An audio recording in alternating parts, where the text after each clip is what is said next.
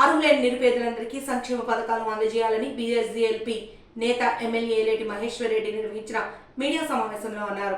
రాష్ట్ర ప్రభుత్వం అన్ని వర్గాల ప్రజలను మోసం చేస్తుందన్నారు.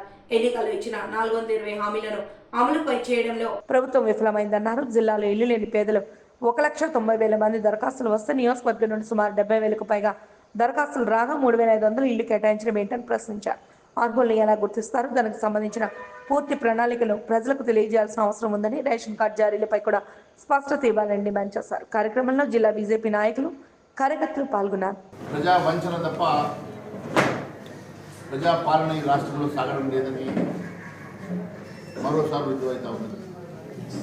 ప్రతిసారి ముఖ్యమంత్రి రేవంత్ రెడ్డి గారు ఒకవైపు హామీలు ఇవ్వడం, మరోవైపు హామీలను దాటవేయడం, ఇది అలవాటుగా మారినట్టు కనబడుతున్నది. ఎన్నో అంశాలు 6 గ్యారెంటీలు అయితేనేమి, 420 హామీలు అయితేనేమి, ప్రతిసారి కేవలం హామీలకే పరిమితమైతూ ప్రజాపాలన గాడి వదిలేసినటువంటి ఎన్నో సంఘటనలు.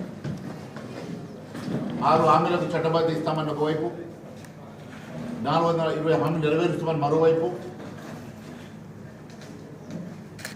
రుణమాఫీ చేస్తామని ఈరోజు కనీసం సగం మంది కూడా రుణమాఫీ చేయలేని పరిస్థితి. ఆ రోజు చెప్పాం, పూర్తిగా ఈ రాష్ట్రంలో రుణమాఫీ జరగాలంటే 49,000 కోట్ల అవసరమని. కేవలం 19,500 కోట్లతోటి చేయి దులుపుకున్నటువంటి ప్రభుత్వం మళ్ళీ వేస్తాను ఎంతో ఆశతో ఎదురు చూస్తున్నటువంటి రైతన్నలను మరొకసారి మోసం చేస్తూ ఈరోజు రుణమాఫీ పూర్తిగా వైఫల్యం చెందుతున్న సంగతి చూస్తున్నాం. మరి ఈ రాష్ట్ర ప్రభుత్వం దాదాపు 1,40,000 కోట్ల రూపాయల అప్పులు తీసుకొచ్చి పూర్తిగా ఇచ్చిన సంక్షేమ పథకాన్ని పూర్తి చేయలేక, హామీలు నెరవేర్చలేక పూర్తిగా వైఫల్యం చెందుతున్నది. ఎంతో గంభీరంగా అబద్ధాలు చెప్పినటువంటి ఈ ప్రభుత్వ నేతలు ఈరోజు ఏం సమాధానం చెప్తారో ప్రజలు వేచి చేస్తున్నారు. మరి రైతు బంధు అంశంలో కూడా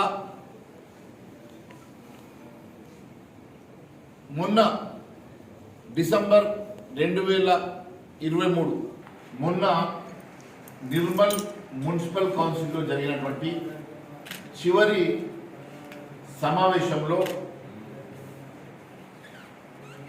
మరి నిర్మల్ మాస్టర్ ప్లాన్ రద్దు చేయాలని, నిర్మల్ మాస్టర్ ప్లాన్లో ఉన్నటువంటి మంజులాపూర్ని ఇండస్ట్రియల్ జోన్ నుంచి తిరిగి అగ్రికల్చర్ జోన్లో కన్వర్ట్ చేయాలని, యథావిధంగా సోఫీనగర్ని మరి గతంలో ఉన్నటువంటి మాస్టర్ ప్లాన్ ఉండే విధంగా, కొత్త మాస్టర్ ప్లాన్ రద్దయ్యే విధంగా చర్యలు తీసుకోవాలని మున్సిపల్ కౌన్సిల్లో యునానిమస్గా దాన్ని తీర్మానం చేయించడం జరిగింది.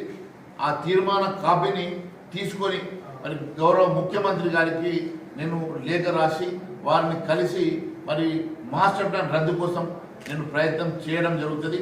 ఖచ్చితంగా ఈ మాస్టర్ ప్లాన్ రద్దు కోసం గతంలో పోరాటం చేసినా, నేను గెలిచిన తర్వాత మున్సిపల్ కౌన్సిల్లో కూడా దీన్ని తీర్మానం చేయించిన, ప్రభుత్వానికి ఈ నివేదికనిచ్చి ప్రభుత్వం మీద ఒత్తిడి తీసుకొచ్చి మరి ఆ మాస్టర్ ప్లాన్ రద్దు విషయంలో ఖచ్చితంగా అతి త్వరలో చర్యలు తీసుకుంటామని తెలియజేస్తాం.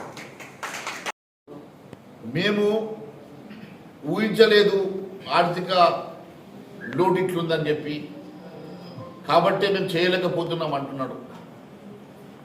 అయ్యా మంత్రి గారు, పిసిసి అధ్యక్షుడిగా రేవంత్ రెడ్డి గారు పదే ఈ రాష్ట్రం 7 లక్షల కోట్ల అప్పుల్లో ఉందని చెప్పాడు.